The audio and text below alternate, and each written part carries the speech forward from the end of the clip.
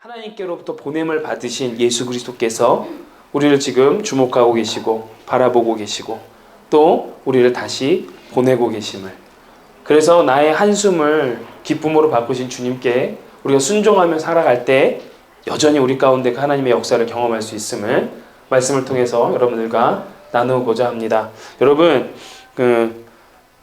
시작인데 가요 중에 이런 노래가 있습니다. 대중가요 중에 그대 먼 곳만 보내요. 뭔지 아십니까? 내가 바로 여기 있는데. 네, 인형의 꿈. 조금만 고개를 돌려도 날 볼 수 있을 텐데. 후렴은 이런 거 있죠. 한 걸음 뒤에 항상.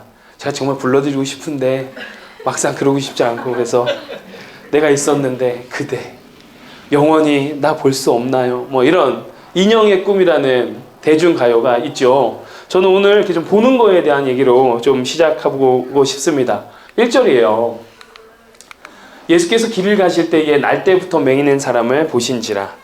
사실 1월부터 지금까지 이 보다 성경 말씀에서 특히 예수께서 보신지라 이 말씀이 저의 마음을 잡습니다. 오늘 아침에 하원이가, 제가 아이들과 눈을 마주치고 웬만하면 다 인사를 하거든요. 근데 오늘 하원이가 10번 만에 저를 봐줬습니다. 하원아, 목사님 좀 봐줘. 그래서 하원이가 봐줬습니다. 영광을 받았습니다. 예. 여러분, 제가 어느 순간 인스타, 우리 교회 이제 인스타니까 인스타를 보다가 어떤 장면을 보는데 연예인인데요. 참 제가 보기에는 뭐 그냥 그런데 미국에 와요. 근데 요즘에 미국에 한류가 많이 있지 않습니까? 미국 우리 젊은이들이 이 한 형제가 뭐 그렇게 별로 커요. 키도 막 별로 크고, 제가 보기에는 막 그런데 한 번 봐달라는 거예요. 자기 한 번 봐달라고. 그래서 봐주더니 난리가 났어요. 저 사람이 날 봤다고. Look at me 하고 막 봤대요. 그러더니 이제는 막 한 번만 사인 좀 해달라고. 그런데 그 연예인이 얼마나 정말 좋게 말하면 씩씩하고 당당하고, 안 좋게 말하면 얼마나 좀 우쭐우쭐하는 마음으로 한 번 사인해줄게 하면서 사인해주더라고. 근데 또 그 사인을 받더니 고마워요. 내가 이 사인을 받았다고 막 이런 거 공감이 되시죠, 우리 젊은이들? 연예인들 그래요. 나 한 번만 봐달라고. 나 한 번만 봐달라고. 그대 먼 곳에 있네요. 어딜 보세요. 날 좀 봐주세요 하는 이 가수의 가사처럼. 그런데 우리 슈퍼스타 지저스 크라이스트, 예수님이 나를 보셨다는 걸 내가 얼마나 공감하고 느끼고 사는 걸까 하는 생각이 듭니다. 아, 주님이 나를 보셨구나. 주님이 나를 보신다는 이 감격이 얼마나 큰 건지, 여러분, 우리가 그걸 한번 같이 공유하면 좋겠다는 거죠. 예수께서 길을 가실 때에 날 때부터 맹인된 사람을 보신지라. 예수께서, 가운데 다 뺍시다.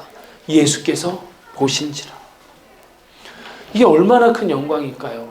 그 연예인 한 명이 딱 나 한번 봐줬다고 막, 뭐 죄송하지만 막 이러면서 막 좋아하잖아요. 나 봤다고, 너 봤냐고, 나 봤다고, 옆에 있는 애한테 너 본 거 아니고 나 본 거라고, 웃기지 말라고, 너 봤다고 막. 이거 세대를 변하죠. 2주 전에 저희 아내가 모 유명한 가수의 콘서트를 갔다 왔는데 중년 이상의 여성분들이 막 있는데 똑같은 마음 아닐까요? 그분이 그 아주머니를 극히 바라보는 순간 봤다고, 나 봤다고, 가서 또 자녀들한테 그 친구가 나 봤다고, 내가 콘서트 갔다고. 그래서 앞자리에 앉는 이유도 있는 거 아니겠습니까? 눈 한번 마주치려고. 근데 주님이 보셨대요. 그보다 훨씬 훌륭하신 하나님, 그보다 훨씬 슈퍼스타이신 예수님이 보셨대요. 이 보셨다는 이 단어가 2달 내내 제 마음을 잡으면서 너무 감사하고 은혜가 넘치는 거예요. 어떻게 표현을 해야 될까? 이 마음을 어떻게 여러분들과 나눌까? 이거 하나만 가지고도 한 40분 설교를 할 수 있을 것 같더라고요. 근데 오늘 9장에 이 말씀들이 너무 우리가 봐야 될 너무 아름다운 말씀들이 많아요. 그러다 보니까 제가 이제 미리 말씀드리지만 2월로 요한복음 1차 강해를 마치려고 합니다. 그래서 9장의 내용을 가지고 하려다 보니까 조금 줄여서 이렇게 같이 좀 붙였어요.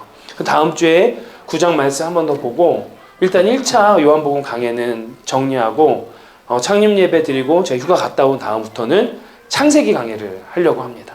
그래서 여러분 잘 들으셨으면 좋겠어요. 너무 귀한 하나님의 진리가 여기 있습니다. 이 보다라는 게요, 그게 뭘까? 지금까지도 다 안 풀려 있어요. 이걸 한번 좀 뭐 논문을 하나 써야겠다 생각할 정도로 보다. 이 보다를 찾아서 가보니까 처음 나온 단어가 어디에 있냐면 창세기 1장 4절에 있는 거예요. 하나님이 빛을 창조하셨어요. 그리고 그 빛이 있으라 한 다음에 그 빛을 보시기에 좋았더라. 하나님이 빛을 만드셨다. 그 빛을 보시기에 좋았더라. 이렇게 되어 있는 1장 4절에 보시기에, 하나님이 자신이 창조하신 그 빛을 보시기에, 그 본다라는 그 단어가 지금 오늘 우리가 보고 있는 예수께서 보신지라의 단어랑 똑같다라는 겁니다. 헬라어로는 에이덴이라는 단어를 쓰거든요. 그리고 그 히브리어로는 와야르라는 단어를 써요. 같은 단어예요. 그러니까 창세기 1장 4절을 헬라어로 번역한 성경을 보니까 하나님이 보시기에가 에이덴, 예수님께서 보신지라가 와야르 이렇게 돼 있더라. 하나님, 그러면 이 본다라는 건 어떤 거예요? 그냥 본 게 아니에요. 연예인들이 그냥 한번 봐주면 눈 한 번 마주쳤다고 막 이런 정도가 아닌 거예요. 의도를 가지고 보시는 거예요. 감찰하다, 보살피다, 신방하다, 찾아가다, 그의 속마음을 알다, 지극한 관심을 가지고 세심하게 살펴봄, 그 단어가 에이덴 와야르라더라. 예수님께서 길을 가실 때에 날 때부터 시각장애인 된 그분을 보신 게 그냥 지나치다가 연예인이 팬들이 와 한다고 한번 봐주는 그 정도가 아니라는 거예요. 예수님이 극히 감찰하시고 세심한 관심을 가지고 그 인생을 바라보기 시작했다라는 말씀이죠. 이런 맥락을 가지고 오늘 말씀을 보면, 자 보세요. 그럼 오늘 1절에서 시각장애인이 먼저 봐달라고 했습니까? 아니면 나 좀 봐달라고 소리쳤습니까? 어떻습니까? 아니죠. 예수님이 먼저 일방적으로 그의 인생을 바라보셨습니다. 그는 볼 수 없었어요. 예수님이 이렇게 가시는 걸 볼 수 없잖아요. 시각장애인이 뭘 봤겠어요? 그렇지 않아요. 우리가 그냥 연예인 저 봐달라고 볼 수가 없어요. 그러니까 그는 요청조차도 할 수 없는 거예요. 그런 그의 인생에 예수님께서 일방적으로 개입하신 거예요.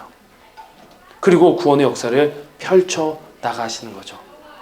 근데 여기서만 그냥 본다라는 게 아니라 이 본다라는 단어에 제가 이렇게 막 감싸지고 하나님께서 저를 묻기 시작하니까 성경을 볼 때마다 얼마나 많은 은혜의 구절들이 있는지 모르겠어요.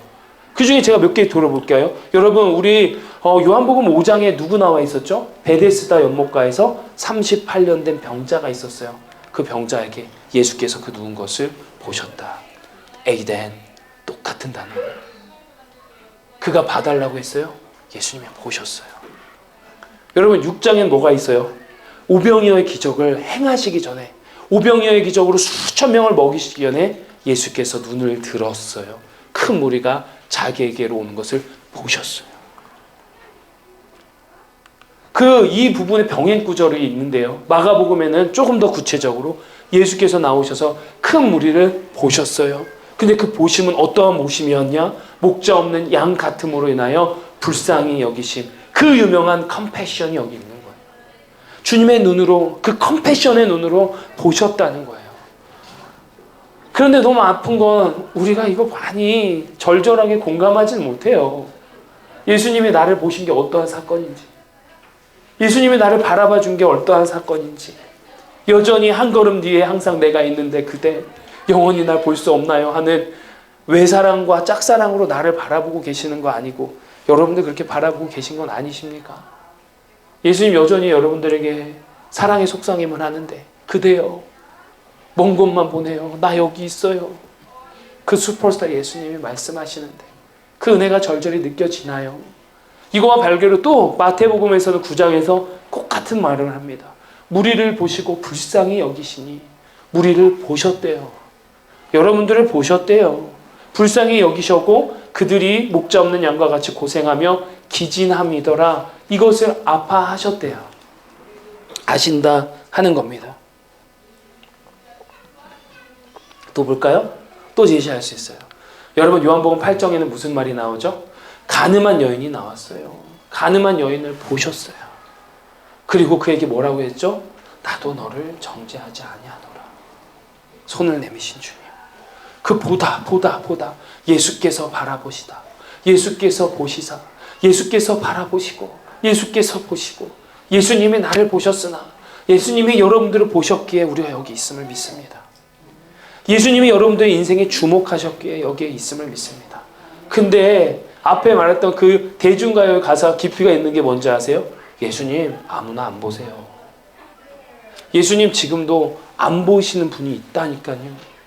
우리를 봤다는 게 얼마나 놀라운 겁니까? 예수님이 누구나 보시는 게 아니라는 거라니까요. 예수님이 나를 보셨어요. 나를 보신 거예요. 나를 보신 거예요. 주님이 먼저 나를 보시고 긍휼한 마음을 가지시고 불쌍한 마음을 가지시고 따스한 시선으로 우리를 바라보기 시작하신 겁니다. 주님께서 건네신 손이에요. 그 여인을 향하여 손을 건네셨고 38년 된 병자를 향하여 말씀하셨고 그 기진하여 목자 없는 양과 같은 무리들을 향하여 주님이 보셨고 그리고 행하셨고 여러분 그러니까 여러분들 위해 누군가의 구원을 위해서 기도하신다면 이런 문장은 어떨까요? 하나님 그 영혼 봐주세요. 주님 그 영혼 한 번만 봐주세요. 한 번만 보면 끝나요. 주님이 여러분 한 번 딱 봐셨기 때문에 우리 인생이 잡힌 거예요. 믿으십니까? 우리 그렇게 기도하길 원해요. 여러분들 영혼을 위하여서 기도하는 자들이 있거든. 주님께 이렇게 기도해 봅시다. 주님 그 영혼 불쌍히 여기셔서 한 번만 봐주세요. 내 아들 불쌍히 여기셔서 한 번만 봐주세요. 내 딸 한 번만 봐주세요. 우리 엄마 아빠 한 번만 봐주세요. 내 사랑하는 남편 한 번만 봐주세요. 내 사랑하는 친구들 한 번만 봐주십시오. 주님이 나를 보시듯 그렇게 보시면 역사가 일어날 줄 믿습니다. 우리 이렇게 기도하면 좋겠다라는 것이죠. 자, 여러분 제가 이 외에도 얼마나 많은 성경에서 예를 들 수 있지 않겠습니까? 보다라는 주님께서 보셨다는 단어는요 구약부터 신약까지는 너무 많은 거예요. 헤아릴 수가 없어요. 어떠한 역사가 일어나기 전에 항상 나타나는 단어는 보셨다라는 거예요. 주님 나를 보십시오 하고 주님이 보시는 순간 역사가 일어나는 겁니다. 보세요. 38년 된 병자 먼저 보셨어요. 가늠한 여인 봐달라고 한 게 아니라 먼저 보셨어요. 오늘도 평생 맹인으로 살고 있는 시각장애인을 주님이 먼저 보셨어요. 그 진짜 비천한 자리에서 의미도 없이 살아가는 그 무리들을 향하여서 주님이 먼저 보셨어요. 아무도 관심 없는 자, 아무도 진짜 신경 쓰지 않는 나의 인생을 주님이 먼저 보셨어요. 어두움과 절망 가운데 외로움과 비참함과 어떠한 소망도 없는 그러한 인생을 살아가고 있는 저와 여러분들 또 그 수많은 무리들을 주님이 먼저 보셨어요. 일방적으로 개입하셨어요. 우리가 돌아오라고 봐달라고 할 수 있는 존재가 아니었는데 주님이 보셨어요. 이게 복음이에요. 이게 예수의 사랑이에요. 주님이 먼저 우리를 사랑하셨어요. 여러분 믿으십니까? 아멘. 그런데 우린 자꾸 그 사랑 내가 먼저 한 것처럼 하나님 앞에서 유세 부리는 경우가 많아요. 자꾸 교회 한번 와준다는 표현을 해요. 예배 한번 드려준다는 표현을 해요. 아니잖아요. 주님이 먼저 사랑하셨어요.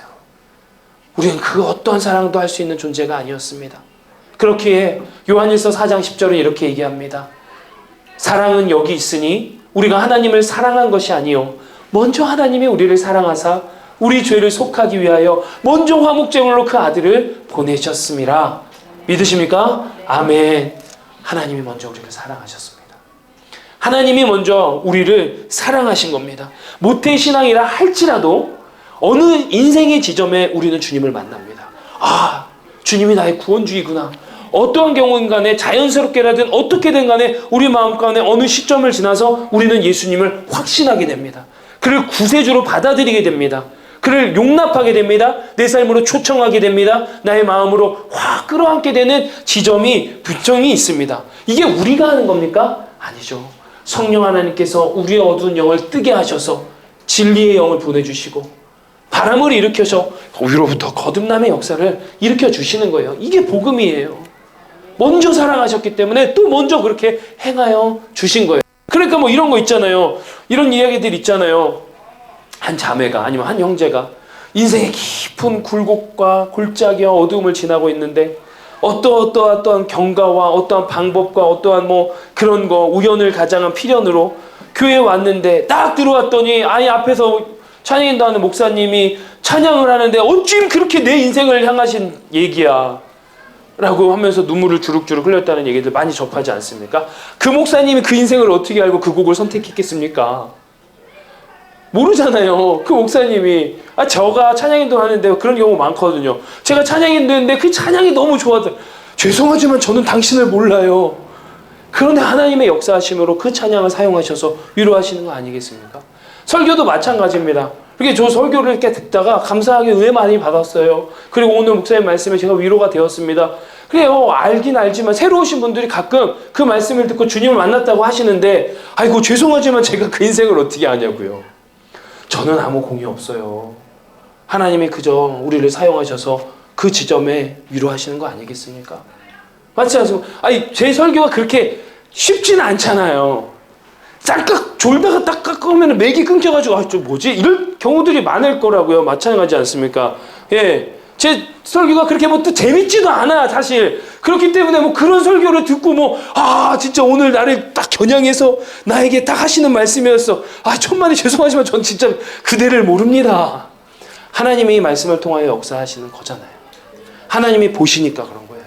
하나님이 바라보시니까 역사하시고 하나님이 바라보시니까 성령으로 역사하시고 하나님을 만나게 하신다라는 거예요. 결국 주님께서 다 하셔요. 보셨다라는 그 엄청난 단어는 그건 거예요. 하나님이 시작하시고 하나님이 결론을 맺으신다. 오늘도 그런 거예요. 오늘 본문의 말씀대로 이 똑같은 역사의 순서가 프로세스가 일어나는 거예요. 구원의 프로세스가 일어나는 거예요. 하나님이 먼저 나를 사랑하셔서 나를 보시고 나에게 구원의 역사를 이루신 것 같이 오늘도 시각장애인을 향하여서 예수님은 똑같은 구원의 프로세스를 이루어 가시더라. 먼저 보시고 말씀하시고 치유하시고 구원하시는 그 프로세스의 역사를 오늘도 본문 말씀을 통해서 우리는 볼 수 있다라는 거죠. 그런데 이제 오늘 9장 6절을 보면은 예수님께서 엄청난 파격적인 퍼포먼스를 보여주십니다. 우리 주님은 정말 사실 진짜 알다가도 모르겠다는 얘기를 많이 드리죠. 정말 도대체 이해할 수 없는 얘기도 많이 하시고 도대체 이해할 수 없는 행동도 많이 하시는데 오늘도 그런 게 나와요. 9장 6절에 보면 이 말씀을 하시고 땅에 침을 뱉어 진흙을 이겨 그의 눈에 바르시고 어떤 느낌이 있습니까? 깔끔하십니까? 우리 주님 깔끔하십니까? 깨끗하십니까? 아니면 위생관념 철저하게 좋습니까? 아니지 않습니까? 더럽죠. 침을 뱉어가지고 그걸 이겨가지고 눈에 이렇게 바르셨다는데 여러분 이거 생각나면 좀 이런 거 없습니까? 어릴 때 어떠세요? 우리 어르신분들 모기 같은 거 물려서 이렇게 간지러우면 뭐 하죠? 침. 네, 이게 또 과학적으로 또 괜찮대요. 이 침에 어떤 성분이 있어가지고 이 박테리아를 죽이는 소독 역할을 하기는 한대요. 그런데 또 침에는 여러 가지 안 좋은 성분이 있어서 잘못 바르면 또 덧난다고도 하더라고요. 그래서 저도 가만히 생각해보면 어릴 때 이렇게 모기 같은 거 벌레 붙어서 그래서 아버지한테 가져가면 아버지가 이렇게 딱 발라주셨는데 나은 것 같아요. 진짜 간지러운 게. 모르겠어요. 믿거나 말거나. 아무튼 그랬던 것 같아요. 어쨌든 침에 뭔가 그런 효력이 있어가지고 그러면 우리 슈퍼스타 예수님의 침은 더 효력이 있을 겁니까? 그러니까 좀 툭 뱉어가지고 이게 침을 이겨가지고 이렇게 발랐을까요? 좀 그렇지 않냐라는 거예요. 맞지 않습니까? 아무튼 정말 희한한 그 퍼포먼스를 하는 거예요. 그런데 잘 보면 예수님께서 침을 뱉고 뭘 했죠? 진흙을 이겼어요. 성경에 보면요. 창조주이신 하나님께서 흙을 가지고 사건을 일으키는 게 딱 2번 나와요. 딱 2번 나와요. 창조주이신 하나님이 흙을 가지고 무엇을 하시는 것이 딱 2번 나와요. 그럼 여러분 상상이 되세요? 첫 번째 뭘까요? 창조. 사람을 창조하실 때 하나님께서 어떻게 창조하셨죠? 흙으로. 창세기 2장 7절에 여호와 하나님이 땅의 흙으로 사람을 형상으로 지으시고 그 생기를 그 코에 불어넣으시니 사람이 생명이 되니라. 한 명 한 명을 흙으로 여러분들을 지으신 거예요. 그래서 그걸 우리는 여러분 각자를 하나님이 뭐라고 부르세요? 걸작품, 포이에마라고 부르시잖아요. 요즘 시대에는 참 하나님께서 이렇게 하나하나 예쁘게 빚어주셨는데 얘도 마음에 안 들어가지고 이렇게 얘도 좀 안 돼가지고 위로 올리기도 하고 사실 저는 주름도 아름다움이라고 생각을 하거든요. 근데 그 주름도 아무튼 이런 얘기는 뭐 길어지면은 또 논쟁거리가 되니까 제가 뭐 반대를 한다 이런 건 아니지만 뭐 그런 게 있다. 또 뭐 어때요? 하나님의 한 명 한 명 이렇게 걸작품이라고 생각하면 MBTI 얼마나 많이 합니까? MBTI 진짜 우리 젊은이들. 또 예전에 뭐가 있었어요? 혈액형. 어느 혈액형이 제일 안 좋아요? 말해보세요. B형. 제가 B형이에요. B형. 옛날에 뭐 혈액형이 어떻게 세요? B형. 왜 표정이 바뀌어요? 그 B형 되게 좋은 혈액형인데 하나님 주신 혈액형인. 가끔 AB형. 여기 AB형 있으십니까? AB형 보면 더 이상해져요. 해석할 수 없는 표정 막 짓고. 왜 그래요? 하나님이 다 한 명 한 명 어때요? 땅의 흙으로 사람을 지으셨다고. 포이에마 걸작품이라고 하셨단 말이에요. 그 창조의 사건을 있단 말이죠. 여러분 그러니까 성격 안 좋다고 못났다고 좌절하지 마. 자존감 그런 데서 떨어지면 안 돼요. 우리는 하나님의 걸작품입니다. 그래서 제가 오늘 시작할 때 당신은 참 소중한 사람입니다 라고 얘기한 이유가 여기 있어요. 하나님의 작품이란 말이죠. 우린 다 귀해요. 그렇기 때문에 이게 첫 번째 사건이고 두 번째 사건이 뭡니까? 오늘 나오는 사건. 예수님이 침을 뱉어서 그 진흙을 이겨서 눈에 바르는 사건. 그 두 개. 그렇다면 자, 우리가 연관을 지어서 본다면 오늘 이 9장 6절에서 보여주신 예수님의 행위와 퍼포먼스는 뭡니까? 새로운 창조를 이렇게 낼 자가 나이다 라는 것을 예표하는 사건이라 할 수 있습니다. 창세기에 나왔던 하나님이 천지를 창조하시며 사람을 창조하신 사건과 연결이 되어서 오늘도 예수님께서 9장 6절을 통하여 우리에게 보여주시는 사건, 신이신 하나님께서 다시금 흙으로 새롭게 재창조를 시작하시는 그 사건이라 할 수 있다는 거죠. 이것이 내가 이 땅에 온 이유. 주님께서 이 땅에 오신 이유를 그 시각장애인을 통하여서 드러내고자 하신 거죠. 믿으십니까? 새로운 창조는 시작되었습니다. 예수님께서 이 땅에 오심으로 새 창조가 일어나고 있습니다. 그리고 나서 또 뭐라고 합니까? 눈에 바르시고. 이 바르시고가 원어가 있어요. 이 바르시고의 원어가 에피크리오예요. 에피크리오. 죄송해요. 제가 헬라 잘 못해요.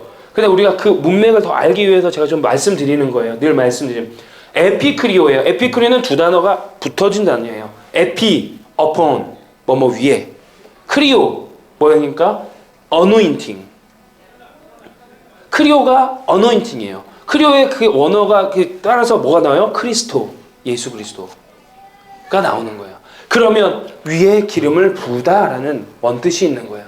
그의 눈에 바르시고가 그 위에 기름을 부다라는 에피크리오를 쓰고 있다라는 것은 자, 크리오, 어노인팅. 자, 그럼 누가 생각납니까? 그리스도. 예수 그리스도. 그리스도의 뜻이 뭘까요? 메시아의 뜻이 뭘까요? 기름 부음 받은 자. 할렐루야.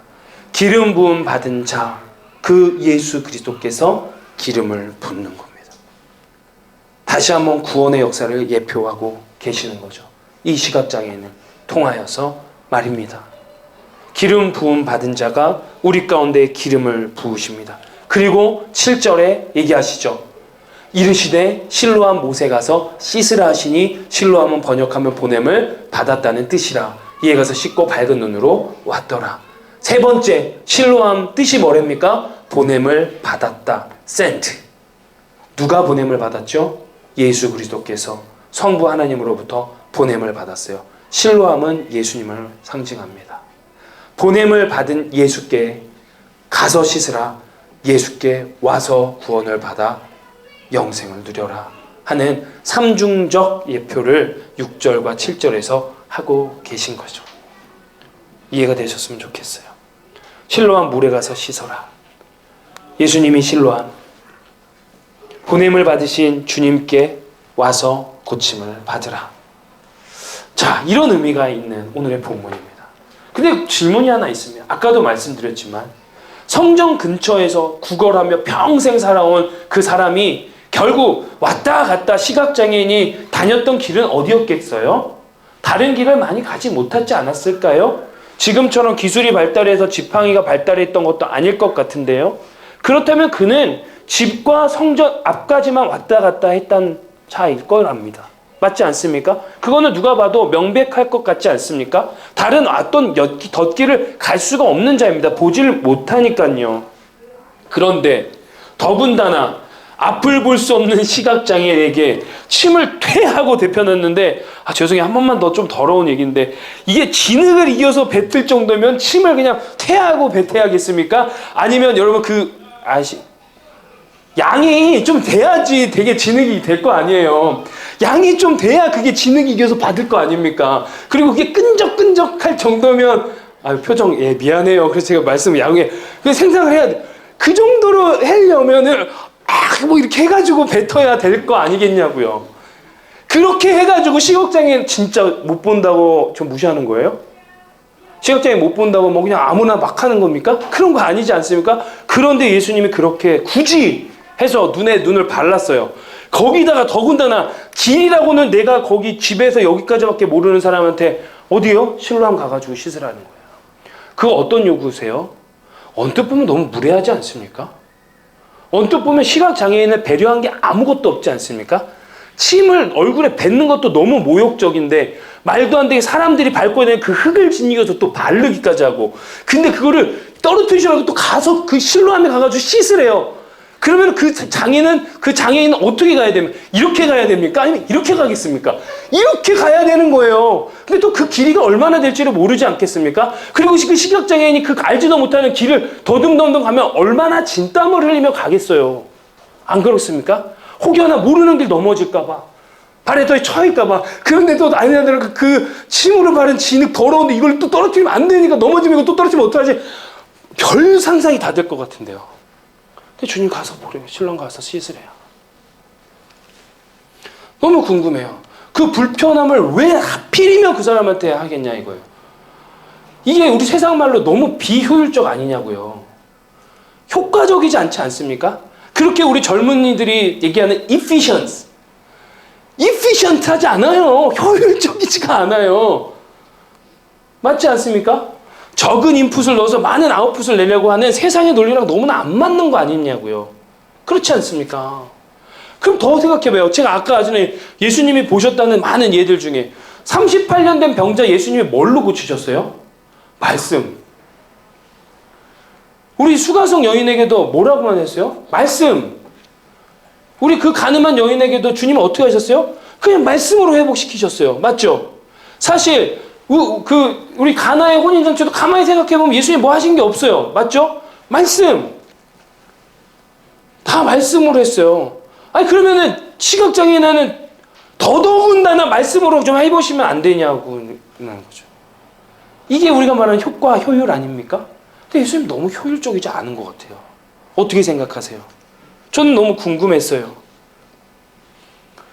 시각장애인이 된 것도 세상 말로 억울 터져 죽겠는데, 이제는 가서 뭔 짓을 한 건지도 모르겠지만 아무튼 대충 맺는 소리 날렸던 것 같고 막 여기 뭐 아무튼 이상한 냄새도 나는 것 같은데 이거 떨어뜨리지 말고 신랑 가서라고.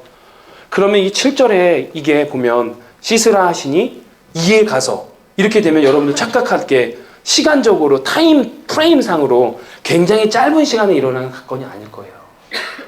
맞지 않습니까? 씻으라 하셨고 한참을 걸려서 쩔쩔매면서 갔을 거예요. 또 실로암 목가에 가면은 얼마나 위험합니까? 시각장애인이 그걸 모르는데 또 빠지기라 하면 어떻게 해요? 여러분 진짜 그런 말 있잖아요. 접시물에 빠져 죽는다는 말 있잖아요. 깊은 물에 잘 안 빠져 죽잖아요. 사람들이 잘 그렇게 되는 거예요. 너무나 위험이 도사리고 있는데 여기에 왜 이렇게 가라 하시냐 이러는 거예요. 왜 이렇게 왜? 이게 가면서 얼마나 불안하고 염려하고 두렵고 막 떨리고 공포스럽고. 근데 주님이 이러는 거예요. 괜찮아, 갔다 와, 나 여기 있을게. 이건 또 뭐냐고요. 있겠대, 또 갔다 오래. 이거 뭐냐고요. 이런 고민들 계속 되는 거예요. 이번 한 달 동안 이 말씀들을 계속 주면 왜 예수님이 이렇게 하셨을까? 오늘 이 말씀을 통해서 첫 번째 주님이 보여주고 싶었던 구원자의 역할 거기까지 됐어요. 두 번째, 그러면 예수님은 우리에게 이걸 통하여 얘기하고 싶었다는 것이 무엇일까요? 순종입니다. 순종입니다. 예수님은 이러한 불필요하고 비합리적이고 비효율적인 이러한 일들을 통하여서 우리 가운데 얘기하고 제시하고 싶었던 마음은 순종이라는 것이에요. 주님께서 비록 정말 어려운 말을 하셨지만 그 진흙 이렇게 고개 젖힌 대로 가서 끙끙대면서 가서 순종하고 그 행위를 주님은 요구하셨고, 그런 그의 행위를 보시고 그의 눈을 밟게 하셨음을 저는 믿습니다. 여러분, 그러니까 명령받은 대로 그대로 행하는 거예요. 말씀, 제가 뭐라고 그랬어요? 말씀은 아는 것이 아니라 사는 것이다. 말씀을 살 때 능력이 나타난다. 말씀은 듣는 게 아니고 아는 게 아니고 사는 것입니다. 한 예를 들어볼까요? 누가복음 24장에 마지막 하반부에 엠마오라는 두 제자가 나오죠. 그 제자가 예수님을 만났는데 예수님을 보질 못해요. 그리고 나서 예수님 28절에 되게 재밌는 표현이 나와요. 예수님이 가려고 하는 척을 해요. 진짜 가려고 하는 게 아니라 가려고 하는 척을 하세요. 그런데 그때 이 제자들이 29절에 어떻게 합니까? 그들이 강권하여 이르되 우리와 함께 유하사이다. 때가 저물러 가고 날이 이미 기울었나니 그들과 함께 유하러 주님이 들어가세요. 한 글자로, 한 단어로 환대. 주님이 우리를 보셨어요. 먼저 보시고 우리를 환대해 주셨어요. 우리를 원수의 상 앞에서 잔치를 베푸신 주님께서 우리는 그걸 받았어요. 그 말씀을 들었어요. 이제 그들이 말씀대로 살기 시작하는 거예요. 환대를 했습니다. 이어지는 말 30절 한번 읽어주십시오. 시작.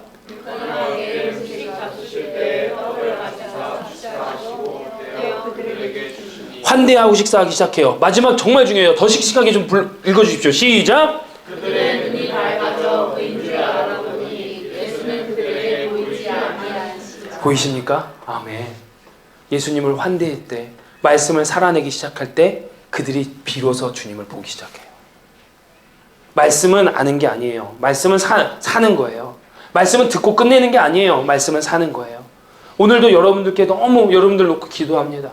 오늘 이 말씀, 부족한 자의 입술을 통하여 내 생각 다 거두시고 하나님의 말씀만 전하신다면 이 말씀 붙들고 우리 성도들 한 명 한 명 한 주간 살게 하시옵소서. 살 수 있는 힘을 주십시오. 듣고 마는 게 아니라 오늘 좋았다고 끝내는 게 아니라 살게 해주십시오. 그러다 보니까 신뢰와 순종이라는 거예요. 하나님의 말씀을 신뢰하고 그 말씀을 순종하는 거. 원하는 방식이 아니라서 안 가고 힘들어서 피곤해서 안 가면 거기엔 치유가 없어요. 내 생활, 내 환경, 내 조건, 내 여러 가지 정황들 다 파악해놓고 그렇기 때문에 이래서 안 가고 저래서 안 가고 그래서 교회가 자꾸 최고의 옵션이 되고 그러는 순간 주님과의 만남은 없어요, 여러분. 오늘 주님이 이 도전을 하시는 거예요. 우리가 주님보다 훨씬 똑똑한 척을 해요.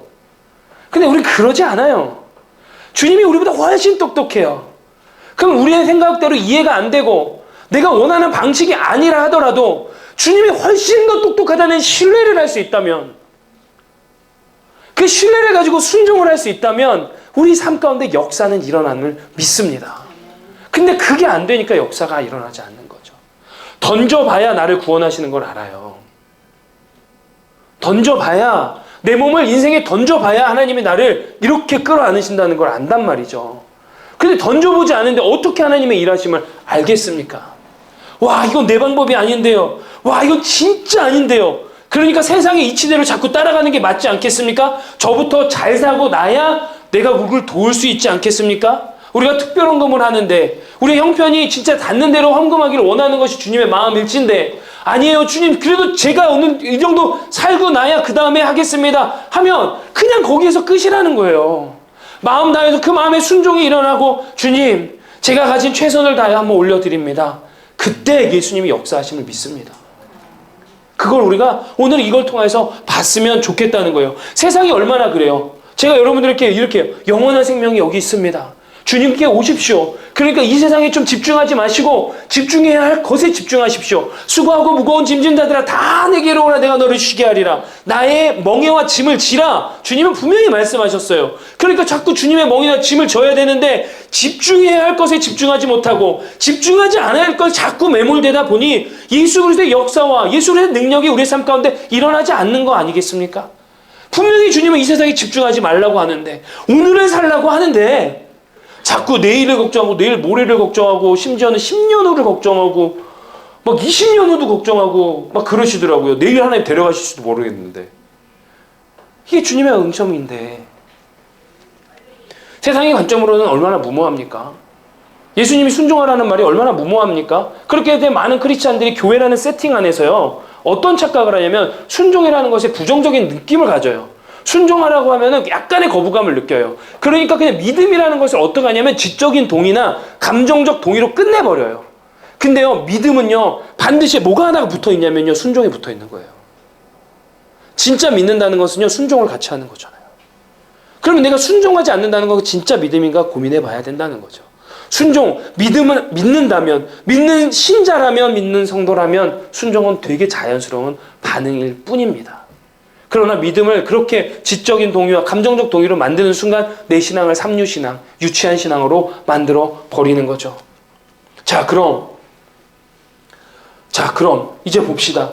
요한이 지금 기재하는 것처럼 요한은 끊임없이 주님이 내가 보냄 받은 자라 하였고, 그리고 주님께서 하는 모든 기적과 이적을 표적이라 명하고 있습니다. 38년 된 병자, 베데스다에서 고친 그 병자를 고치고 나서 주님은 나를 생명이라고 나타내셨어요. 맞죠? 오늘 시각장애인을 통하여서 예수님은 자신을 세상의 빛이라고 나타내셨어요. 죽은 나사로를 살리고 예수님은 자신이 부활이라고 나타내셨어요.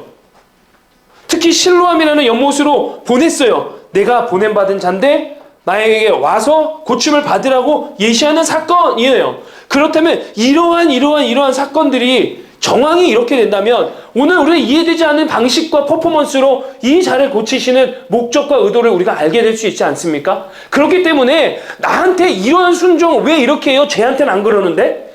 이런 얘기를 할 계제가 아니라는 거예요. 어떻게 종이 주인한테 이 시키세요, 저희 시키세요라고 얘기할 수 있습니까? 종이 시키는 대로 주인이 시키는 대로 종이 할 뿐이죠. 그렇다면 우리가 이렇게 불합리하고 이해되지 않고 너무나 어려운 방법으로 하나님이 순종을 요구하신다 하더라도 신뢰할 수 있는 것을 진짜 오늘 이 말씀이 우리 가운데 말씀으로 받아진다면 이 일을 통하여서 하나님이 드러내실 일이 있구나, 이 얘기를 하고 순종할 수 있는 힘이 생기는 거예요. 믿음이 그래서 순종과 같이 붙어 있는 거죠. 그걸 우리가 알기를 원합니다. 내 삶에 있는 여러 가지 어려움과 어두움의 일들을, 그러나 하나님은 언제나 우리가 원하는 방법, 우리가 기대하는 방법대로 일하시는 하나님이 아니라 하나님의 생각은 우리의 생각은 너무나 달라서 하늘과 땅 차이가 되는 그 하나님의 생각이 있기에 자꾸 내가 하나님보다 더 똑똑한 척하면서 이해하려고 하고 동의가 안 돼요, 막 이런 얘기하면서 바잉을 못 하겠어요, 이런 얘기를 하지 않아야 된다라는 거죠. 이거 인정할 수 있다면 순종할 수 있다. 하나님이 나보다 더 큼을 인정할 수 있고, 하나님이 나보다 더 지혜로운 자임을 인정할 수 있고, 내가 있는 이 삶의 현실을 통하여 하나님 분명히 드러내고자 하는 뭔가가 있다는 것을 기대하고 믿는다면 내가 이해되지 않아도, 내가 동의되지 않아도 나의 신뢰를 하나님께 올려드릴 수 있는 것이라 할 수 있습니다. 그런 저와 여러분 되시기를 다시 한번 주님의 이름으로 간절히 축복합니다. 이해되지 않는 상황 가운데 여러분 그런 고백이 터져나오길 소망합니다. 주님, 전 이해는 안 되지만 나의 신뢰를 주님의 손에 올려드립니다. 저는 다 이해할 수 없지만 나의 신뢰를 주님의 손에 올려드립니다. 이 고백을 저와 여러분이 하기를 소망합니다. 여러분 믿으세요. 하나님이 우리가 보기에는 비효율적이고 불필요한 순종일 것 같아 보이죠. 그래서 마치 하나님이 참 이상한 것 같이 느끼죠. 그러지 않으세요. 하나님 너무 인격적이세요. 그렇기 때문에 우리의 눈으로는 불필요해 보고 우리의 눈으로는 너무나 어려워 보이는 순종이라 할지지만 그것이 우리 골탕 먹이려고, 헤이 한번 골탕 먹어봐라, 아니면 자신의 유의를 너무 심심해서 나 가지고 장난치시려고 하시는 그런 하나님 아닌 거예요. 그리고 또 하나님이 인격적이라 하면서도 내가 너 이거 시켜놓고 너 했나 안 했나 지켜보고 있다, 이런 하나님이 아닌 거예요. 우리가 이렇게 짧은 시간으로 하나님을 바라보면 그렇게 곡해할 수 있는 거예요. 그러나 진짜 그렇게 우리가 이해할 수 없는 방법, 우리가 원하지 않는 방법, 내가 진짜 이걸 어떻게 받아들일 수 없는 그 방법으로 나에게 명령하시고 실로암 못에 가서 씻으라 하실 때 그 의미가 있을 거야, 하나님 분명히 뜻이 있을 거야 라는 마음으로 순종해야 된다라는 거죠. 제가 그렇지 않습니까? 하나님은 옳은 일을 하시는 분입니까? 아니면 하나님 자체가 옳으십니까? 제가 계속 말씀드리죠. 하나님은 언제나 옳으세요. 믿으십니까? 하나님은 착각하지 마세요. 하나님은 옳은 일을 하신다는 그 생각에 빠지지 마세요. 그렇게 되면 이렇게 되는 거예요. 하나님이 하시는 일은 언제나 옳습니다. 이 고백을 한다면 순종 가능하다는 거예요. 이 고백이 되는 자라면 순종은 되게 자연스러운 거란 말이에요. 그런데 자꾸 하나님은 옳은 일을 하시는 분이라는 착각 가운데 살다 보니까 순종이 어렵게 느껴지는 거예요. 하나님 언제나 옳습니다. 하나님 언제나 옳습니다. 하나님 실수가 하지 없습니다. 하나님이 여러분들을 부르시면 후회가 없으십니다. 하나님은 여러분들의 계획과 인생 가운데 모든 계획에 완벽하게 가지고 계신 분입니다. 신뢰하십시오. 신뢰하십시오. 여러분, 이제 말씀을 좀 정리해 보겠습니다. 찬란한 영광 가운데 주님의 모습을 보고 눈이 밝아질 때까지 주님께서 우리는 이 땅에서 순종하라고, 자신만 믿고 살라고 말씀하십니다. 근데 오늘 다시 한번 돌아보면 답답함을 더하기로 한 것 같아요. 진흙을 더해서 더 가려요. 그리고 이제는 막 진짜 고개를 젖히고 그렇게 힘들게 가야 돼요. 불안하고 불편하고 무섭고 힘들면 우리도 소위 말하면 막 소리라도 치고 싶고 원망이라도 하고 싶고 어떻게 하고 싶지만, 지금 이 순간에도 주님께서 우리에게 도전하시는 건 지금 그 순간에도 너 나를 신뢰할 수 있는가의 문제를 다루고 계신다는 거죠. 이제 여러분들 가운데 한번 비춰보십시오. 어떤 답답함이 있으십니까? 어떠한 어려움이 있으십니까? 어떤 이해할 수 없는 현상들이 있고 삶의 정황들이 있습니까? 그럼에도 불구하고 주님은 우리 가운데 요구하십니다. 순종을, 신뢰를.